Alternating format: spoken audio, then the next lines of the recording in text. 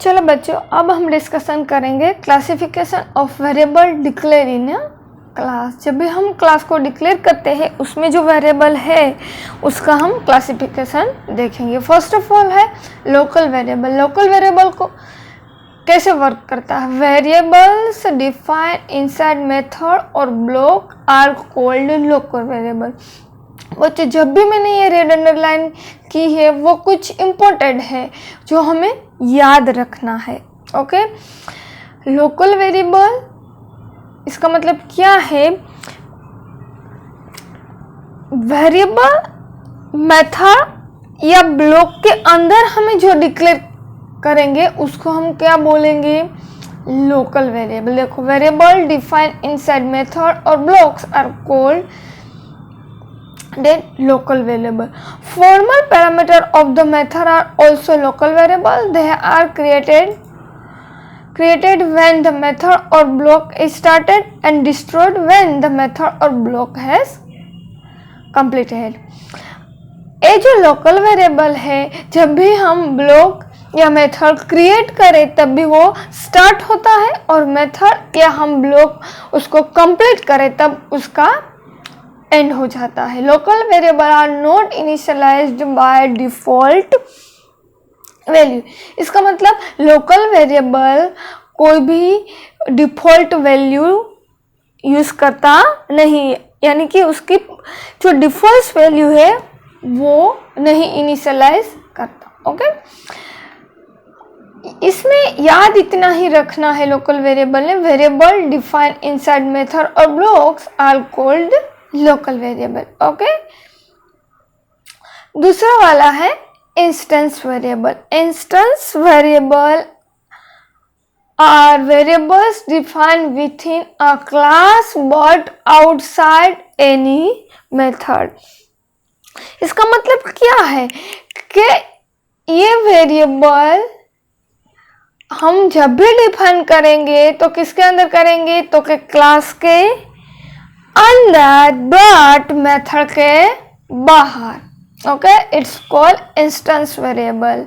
इसमें local variable में क्या था? जो मेथड और ब्लॉक के अंदर ही हम डिक्लेयर करते थे, और इंस्टेंस वेरिएबल में क्या है बच्चों कि जो वो variable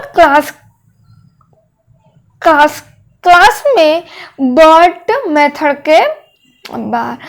This variable are allocate the memory for heap area when an object is instantiated.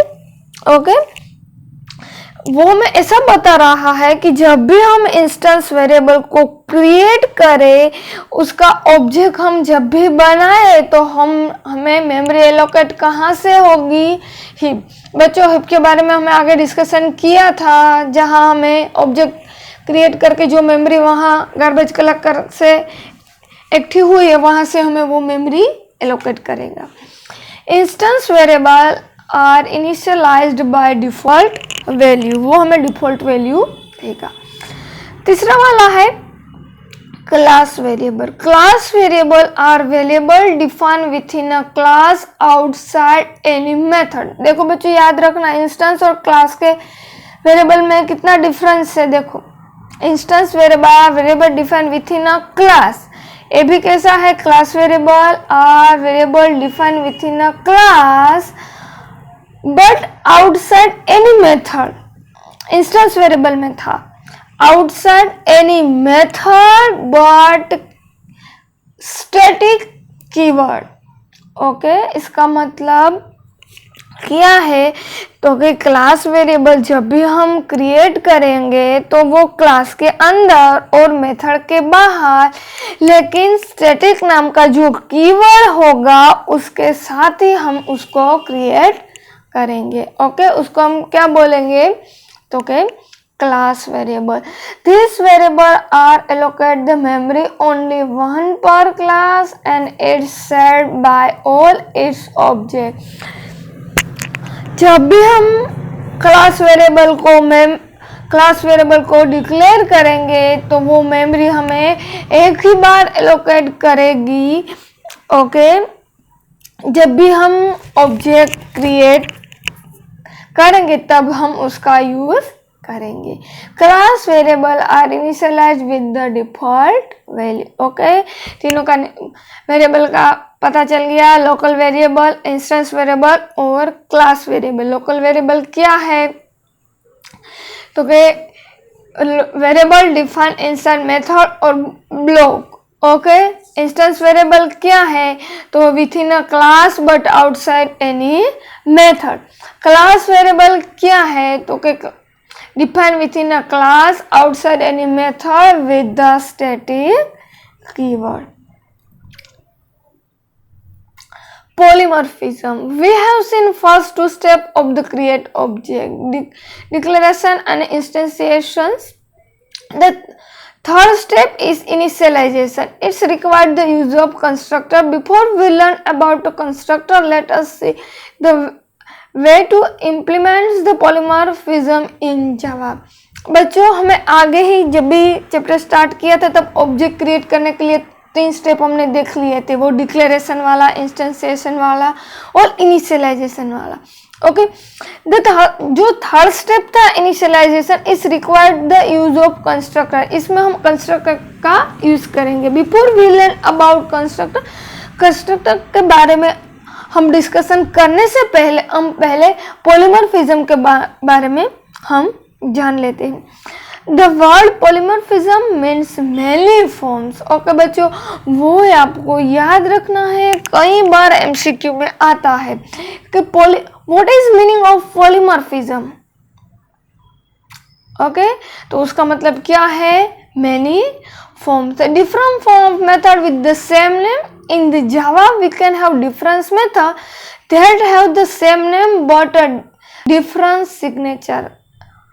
चलो बच्चों, वो हमें बता रहा है कि difference method that have the same name.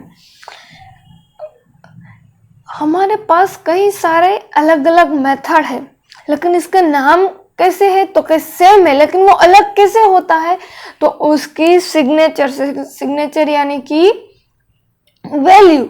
Okay, जो हमने वेरिएबल में जो हमने वैल्यू दी है उससे वो डिफरेंस होता है। This is the called method overloading. Okay बच्चों, याद रखना है मेथड ओवरलोडिंग हम किसको बोलेंगे कि डिफरेंस मेथड। हमारे पास कई सारे डिफरेंस मेथड है, लेकिन इसका नाम कैसे है, तो कि सेम है, लेकिन वो अलग कैसे होते हैं, उसकी सिग्नेचर से। It's called a method overloading. The method signature is combination of the method names, the type of returns value, a list of parameter. वो हमें मेथड का नाम, the type of return values and a list of parameter हमें देता है। एक बहुत ही अच्छा एग्जाम्पल दिया है पॉलीमॉर्फिज्म का।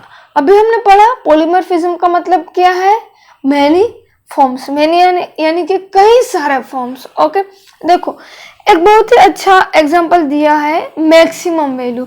मुझे कोई भी 2 इंटीजर नंबर की मैक्सिमम वैल्यू फाइंड करनी है, तो मैंने देखो यहाँ मैक्सिमम नाम का मेथड लिया है। ओके, तो वो मुझे कौन सी वैल्यू रिटर्न करेगा, तो कि जो वो मैक्सिमम होगी वो। ओके, उसके बाद मैंने 3 मैक्सिमम वैल्यू। ओके, देखो मैंने यहाँ 3 मैक्सिमम वैल्यू ली है, तो भी वो मुझे क्या फाइंड कर देगा, तो कि मैक्सिमम वैल्यू। उसके बाद मैंने 4 वेरिएबल लिया है x y z a, तो वो भी मुझे कौन सी वैल्यू रिटर्न करके देगा, तो कि मैक्सिमम वैल्यू। इसका मतलब क्या है बच्चों, ये मेथड सेम ही है, लेकिन अभी हमने देखा चेंज क्या है, तो कि उसकी सिग्नेचर। ओके, अब दूसरा कि मेनी फॉर्म्स। देखो मैक्सिमम का जो पार्ट से इसका एक ए वाला पार्ट, एक दूसरा वाला पार्ट, एक तीसरा वाला पार्ट। अब जब भी जितने भी मैक्सिमम वैल्यू फाइंड आउट करेंगे वो आपको फाइंड आउट, कभी आपने 2 इंटीजर वैल्यू ली, कभी आपने 4 ली, कभी 8 ली, 10 ली, 100 ली, 1000 ली, लेकिन उसका वर्क कौन सा होगा, तो मैक्सिमम वैल्यू फाइंड आउट करके ही हमें वो देगा। इसको हम बोलते हैं पॉलीमॉर्फिज्म। क्लियर बच्चों? ओके, जिसका हम कई सारे फॉर्म्स होते हैं उसको हम बोलते हैं पॉलीमॉर्फिज्म। ओके, क्लियर बच्चों?